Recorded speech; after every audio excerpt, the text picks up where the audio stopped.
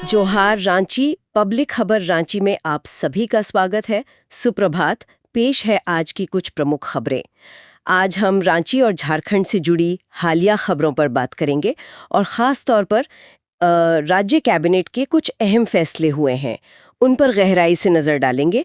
समझने की कोशिश रहेगी कि इन फैसलों के मायने क्या हैं, है ना? बिल्कुल। इन स्रोतों से जो जानकारी सामने आई है उसमें कई घोषणाएं हैं जिनका असर प्रशासन से लेकर आम लोगों तक पड़ सकता है।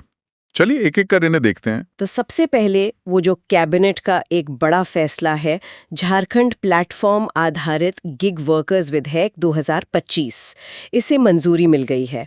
यानी जो लोग ऑनलाइन प्लेटफॉर्म्स के जरिए काम करते हैं, जैसे कुरियर वाले हो गए या ऐप वाली टैक्सी के ड्राइवर, गिग वर्कर्स, उनके लिए एक कल्याण बोर्ड और कोष बनेगा। हाँ, ये गिग इकोनॉमी में काम करने वालों के लिए आप कह सकते हैं कि एक महत्वपूर्ण कदम है। उन्हें सरकारी कल्याण योजनाओं का लाभ दिलाने की बात है इसमें, जो एक तरह से सामाजिक सुरक्षा देने की कोशिश है। एक और फैसला नगर निकायों से जुड़ा है। अब वहाँ जो ठेकेदार काम करते हैं, मतलब संवेदक, उनके लिए स्थानीय स्तर पर जीएसटी निबंधन कराना जरूरी होगा। हाँ, इसका सीधा उद्देश्य तो यही लगता है कि जीएसटी का जो पैसा है वो राज्य के खजाने में ही जाए। इससे राजस्व बढ़ेगा और थोड़ी पारदर्शिता भी आएगी शायद, और हो सकता है स्थानीय व्यवसायों को भी इससे कुछ बल मिले। अब आते हैं कुछ प्रशासनिक फेरबदल पर। सूचना एवं जनसंपर्क विभाग आईपीआरडी, उसका पुनर्गठन हुआ है। सुनने में आया है कि 504 पद खत्म कर दिए गए हैं और 36 नए पद बनाए गए हैं। कहा जा रहा है कि इससे सालाना करीब 24 करोड़ रुपए बचेंगे। देखिए, इस पुनर्गठन का जो घोषित लक्ष्य है वो तो कामकाज को सुगम और ज्यादा कुशल बनाना है। बचत तो एक पहलू है ही, पर मुख्य ध्यान शायद प्रशासनिक सुधार पर ज्यादा है। अब ये देखना होगा कि कम पदों के साथ विभाग अपना काम पहले जितना या उससे बेहतर कर पाता है या नहीं। बिल्कुल। और एक और अहम बदलाव हुआ है झारखंड राज्य खनिज विकास निगम JSMDC में।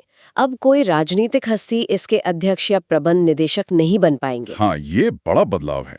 ये जिम्मेदारी अब विभाग के सचिव, वो पदेन अध्यक्ष होंगे, और खान निदेशक पदेन प्रबंध निदेशक। ये तो काफी बड़ा लगता है। निश्चित तौर पर इसका इरादा तो यही लगता है कि JSMDC के कामकाज को राजनीतिक असर से थोड़ा दूर रखकर ज्यादा पेशेवर बनाया जाए। और जो बात ध्यान देने वाली है वो ये कि खान निदेशक का अधिकार क्षेत्र अब पूरे झारखंड में होगा। अच्छा, पूरे राज्य में? हाँ, और उन्हें जुर्माना लगाने की शक्ति भी दी गई है।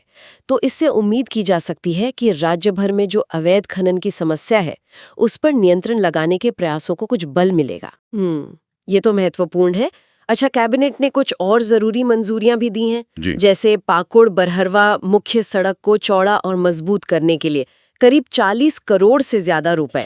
और गढ़वा शहरी जलापूर्ति योजना के लिए भी उसके लिए करीब 60 करोड़ रुपए स्वीकृत हुए हैं। हाँ, 59.71 करोड़। ये दोनों ही बुनियादी ढांचे से जुड़े प्रोजेक्ट हैं। सड़कों का बेहतर होना और पीने के पानी की सप्लाई सुनिश्चित करना, इन सब का सीधा असर तो स्थानीय लोगों की रोजमर्रा की जिंदगी पर पड़ता है और इलाके के विकास पर भी। सही बात है।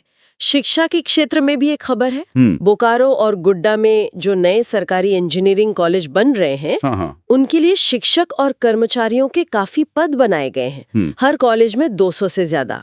और एक और बदलाव ये कि राज्य की जेलों में जो डॉक्टर हैं वो अब स्वास्थ्य विभाग के तहत काम करेंगे। इंजीनियरिंग कॉलेजों में अगों का सर्जन, ये तो राज्य में तकनीकी शिक्षा को मजबूत करने की दिशा में एक कदम है। अच्छी बात है। और जेल के डॉक्टरों को स्वास्थ्य विभाग के अधीन लाने से उम्मीद तो यही है कि कैदियों को जो स्वास्थ्य सेवाएं मिलती हैं उनमें बेहतर तालमेल होगा और सुधार आएगा। इन सरकारी फैसलों के अलावा जमीनी स्तर पर भी कुछ हलचल रही।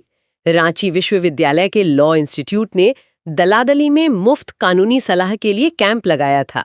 अच्छा, ये तो बहुत अच्छा काम है। हाँ, और खेल में रांची विश्वविद्यालय ने अपनी पूर्व हॉकी खिलाड़ी प्रतिमा बरवा को याद किया और खलारी के 2 युवा विशु खिलाड़ियों ने कमाल किया है। हाँ, मैंने भी पढ़ा।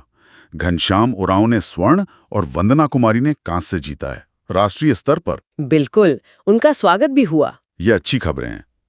कानूनी सहायता कैंप लोगों को न्याय दिलाने में मदद करता है और खेल में मिली सफलताएं वो हमेशा उत्साह बढ़ाती हैं। लेकिन कुछ चिंता वाली खबरें भी हैं।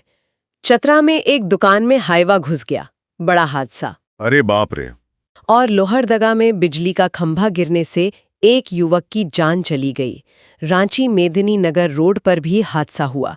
पिठोरिया में एक पत्रकार पर हमले की घटना भी सामने आई है। बार एसोसिएशन ने निंदा की है इसकी। ये घटनाएं तो सड़क सुरक्षा और कानून व्यवस्था इन पर सवाल उठाती हैं, चिंताजनक हैं। ये ऐसी चुनौतियां हैं जिन पर लगातार ध्यान देने की जरूरत होती है। सही कहा।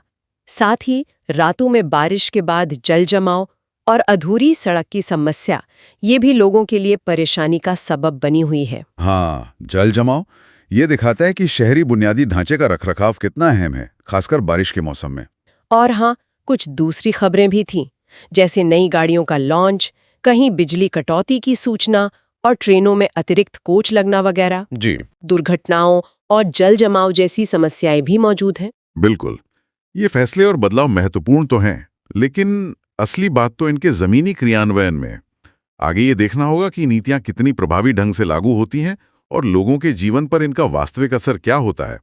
इन बदलावों की जो नतीजे होंगे, उन पर लगातार नजर रखना बहुत जरूरी होगा।